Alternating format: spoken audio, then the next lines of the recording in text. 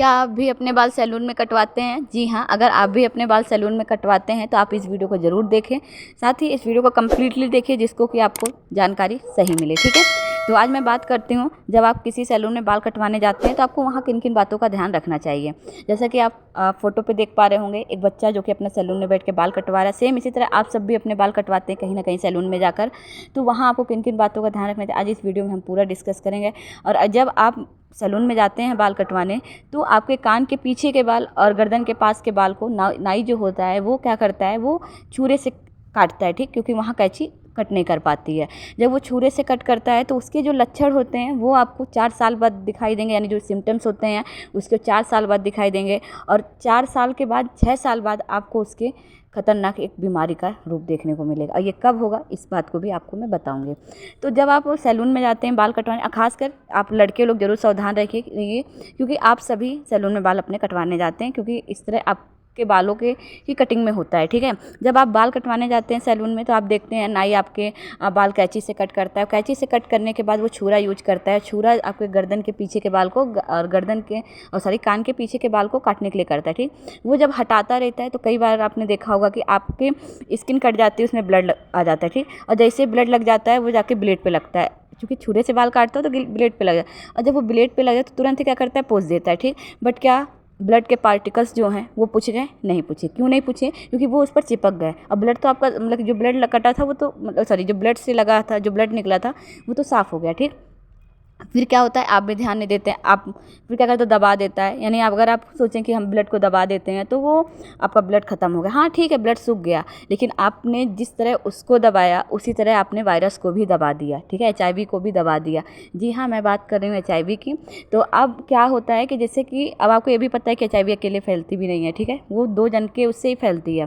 तो क्या हुआ कि आपका उसने कट किया, आपने ब्लड को बंद कर दिया, ये वो, ठीक है? उसके बाद क्या हुआ, दूसरा कस्टमर आया, उसने सेम अप्लाई किया, बाल काटा, उसके बाद छुरा से बाल काटा पीछे कान के पास के, गर्दन के पास के, बाई चांस उसके भी लग गया। अब ऑलरेडी उस ब्लेड पर पार्टिकल चिपके थे, ठीक? और उसका ब्लड भी उसमें मिल गया। अब क्या होता है, जो दूसरे कस्टमर का कटा हुआ भाग था कान के पीछे का और उसके ब्लेड में चिपके हुए जो पार्टिकल्स थे, वो दोनों जब मिल जाते हैं तो एक भयानक बीमारी का रूप ले लेते हैं। यानी वो ग्रोथ करने लगते हैं इंटरनल जाकर, उसमें भले पपड़ी पड़ गई, भले आपने उसको दबा दिया उस समय के लिए, क्योंकि ब्लड आपने साफ़ किया, पार्टिकल्स आप साफ़ नहीं कर सकते, क्लीन नहीं कर सकते हैं, तो वो क्या होता है, इंटरनल जाकर ग्रोथ करता है। और आप सभी को मालूम है कि जो वायरस होता है वो कभी भी ख़त्म होने वाला नहीं होता है, क्योंकि वायरस सजीव निर्जीव दोनों होता है, ठीक है?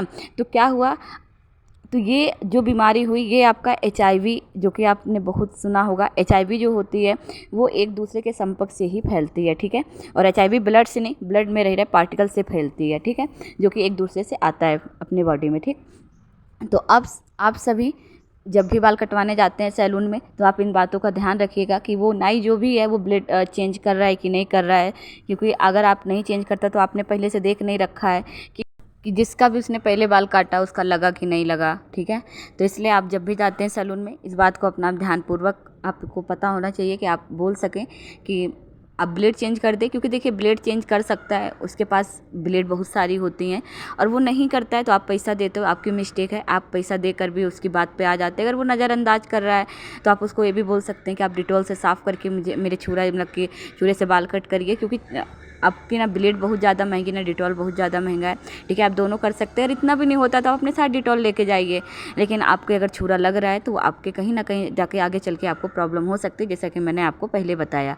तो आप अब जब भी सैलून में बाल कटवाने जाते हो तो एक बार आप नाई को ज़रूर बोलो कि इसका ब्लेड चेंज कर दो छुरे का, क्योंकि आपके कान के पीछे के बाल और गर्दन के पास के बाल को छुरा से ही काटा जा सकता है। आई होप कि आपको हमारी सारी बातें समझ में आई होंगी और आप इस बात पे ज़रूर गौर करिए, क्योंकि इसे आप इजीली चेंज कर सकते हो। आप छोटी छोटी बातों को अगर अभी से नहीं ध्यान नहीं देंगे तो आगे चल के आपको बहुत बड़ी बातों का सामना करना पड़ेगा। तो आप इजीली ये बात अपनी रख सकते हैं, ठीक है? और इस तरह हम बहुत ज़्यादा अभी इन सब मामलों में नहीं डेवलप हुए, लेकिन हाँ अगर हम शुरू करेंगे तो ज़रूर एक अच्छे मुकाम तक पहुँच सकते हैं। तो इस वीडियो को ज़्यादा से ज़्यादा लोगों में शेयर करिए। साथ ही अगर आपको वीडियो पसंद आई हो तो आप लाइक शेयर कमेंट जरूर कीजिएगा। आपके सामने कमेंट बॉक्स भी ओपन है। क्या आपके साथ भी ऐसा हुआ है कि आपके कान के पीछे लग गई? क्योंकि ये होता रहता है, ठीक है? तो अब आप इस बात पर जरूर ध्यान देंगे। तो आज के लिए इतना ही। Thank you so much. Bye bye, take care.